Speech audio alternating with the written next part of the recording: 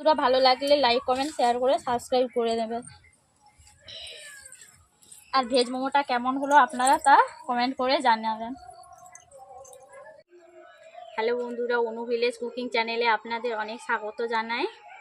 আমি আজকেও আরেকটি রেসিপি নিয়ে চলে এসেছি। রেসিপিটির নাম হলো ভেজ মোমো। আমি ভেজ মোমো কিভাবে তৈরি করব আপনারা তা দেখতেই থাকুন, প্রথম থেকে শেষ পর্যন্ত ভিডিওটি দেখবেন। ভালো লাগলে লাইক কমেন্ট শেয়ার করে সাবস্ক্রাইব করে দেবেন। যারা ইউটিউব থেকে দেখছেন তারা আমার চ্যানেলটিকে সাবস্ক্রাইব করে দেবেন। আর ফেসবুক থেকে যারা আমার দেখছেন তারা ফলো করে দেবেন পেজটিকে। আমি কেমনভাবে ভেজ মোমো বানাচ্ছি আপনারা তা দেখে নিন।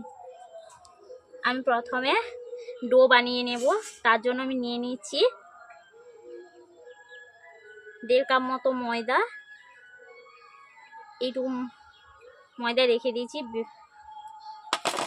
তারপর নিয়ে নিচ্ছি স্বাদ মতো নুন, আর নিচ্ছি স্বাদ মতো চিনি,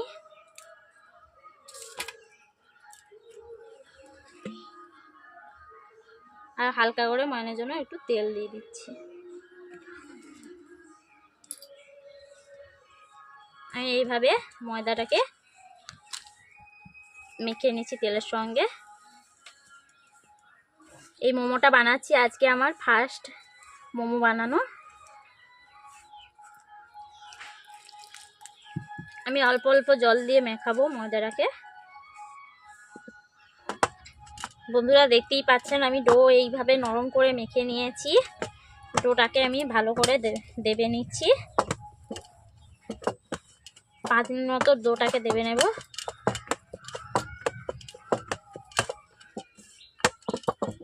বন্ধুরা দেখতেই পাচ্ছেন আমার ডোটা কত সফট হয়েছে, দেখতেই পাচ্ছেন। এরপর আমি ডোটাকে 5 মিনিটের মতো রেখে দেব, ঢাকনা দিয়ে ঢেকে। ভেজ মোমো বানানোর জন্য আমি ফুলকপি নিয়েছি, আলু নিয়েছি। ওগুলো দিয়েই আমি আজকে বানাবো। হাতের কাছে যাই ছিল তাই দিয়ে আমি বানাচ্ছি। আমি ওগুলোকে ছোট ছোট টুকরোয় কেটে রেখেছি, কেটে সিদ্ধ করে নিয়েছি। হালকা করে অল্প করে হলুদ দিয়েছি আর নুন স্বাদ মতো দিয়ে দিয়েছি। ওগুলোকে আমি কড়াইতে ছুঁকে নেব, তার জন্য আমি উনুন জ্বালিয়ে নিচ্ছি। বন্ধুরা আমি উনুন জ্বালিয়ে নিয়েছি, কড়াই বসিয়ে দিয়েছি। ভেজ মোমো করার জন্য আমি ভেজটাকে আগে থেকে সিদ্ধ করে রেখেছিলাম, তার মধ্যে ছুঁকিয়ে দেবো কড়ার মধ্যে। কড়াইটা গরম হয়ে গেছে, কড়াইয়ের মধ্যে আমি তেল দিয়ে দিচ্ছি।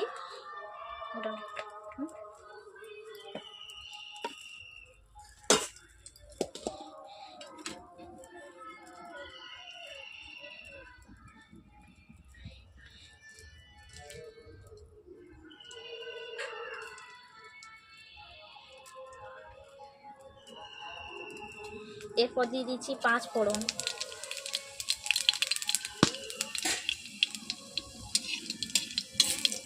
পাঁচফোড়নটা লাল হয়ে গেছে, লালচে কালার। এরপর দিয়ে দিচ্ছি আদা বাটা।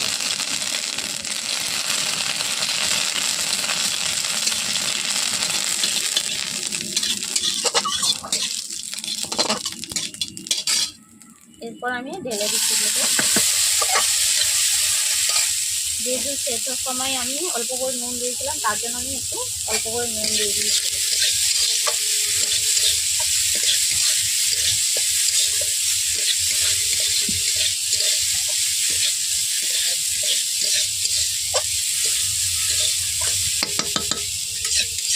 বন্ধুরা দেখতেই পাচ্ছেন ভেজ মোমো পুরটাকে আমি ফুলকপি আলু দিয়ে দিয়েছি। বেশ খেতে সুন্দর লাগবে। আমি কড়াই থেকে তুলে নিচ্ছি।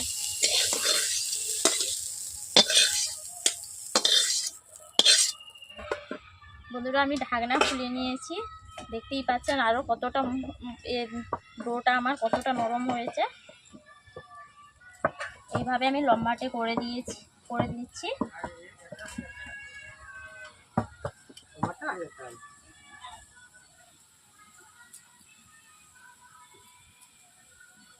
বন্ধুরা আমি এইভাবে এক এক করে লেচি কেটে নিচ্ছি।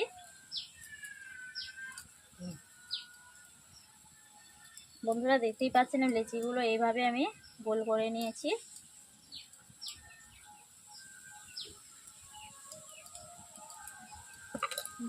তেল করে বন্ধুরা দেখতেই পাচ্ছেন আমি হাতে একটু অল্প করে তেল নিয়ে নিচ্ছি।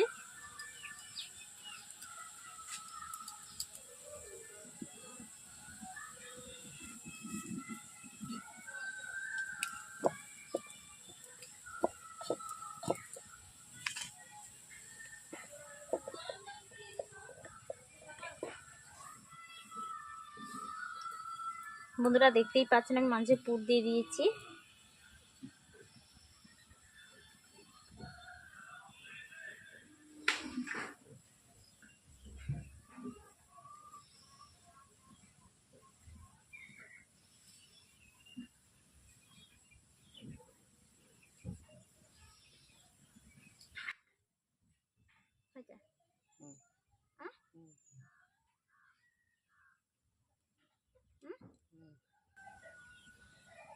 বন্ধুরা দেখতেই পাচ্ছেন আমি কেমন ভাবে মুড়িয়ে নিয়েছি।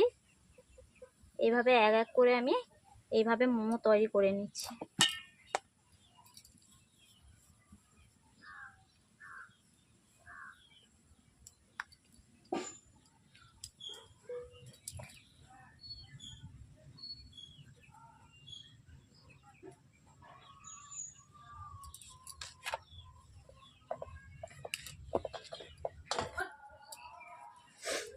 বন্ধুরা দেখতেই পাচ্ছেন আমি সবগুলো বেলে আমি পুর দিয়ে দিয়েছি। এক এক করে এইভাবে আমি মুড়িয়ে নিচ্ছি।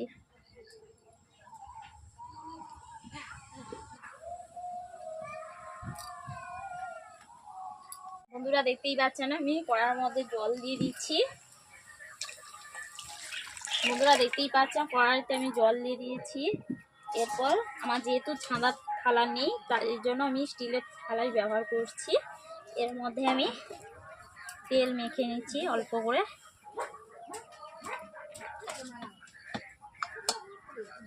এরপর আমি এক এক করে সাজিয়ে নিচ্ছি। বন্ধুরা দেখতেই পাচ্ছেন এইভাবে আমি বসিয়ে নিয়েছি। এরপর আমি কড়ার মধ্যে দিয়ে দিয়েছি। এরপর আমি থালা দিয়ে আমি ঢেকে দিচ্ছি।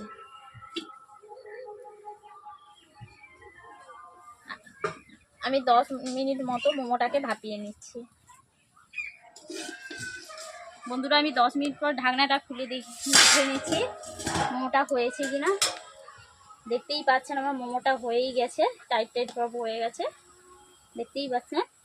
আমি এরপর কড়াই থেকে আমি থালাটা তুলে নিচ্ছি।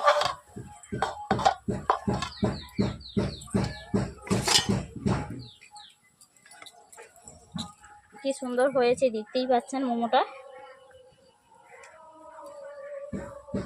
আমি ঠান্ডা করে নিচ্ছি।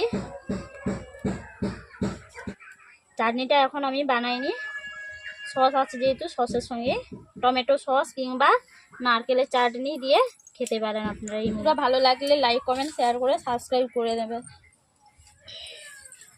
আর ভেজ মোমোটা কেমন হলো আপনারা তা কমেন্ট করে জানাবেন।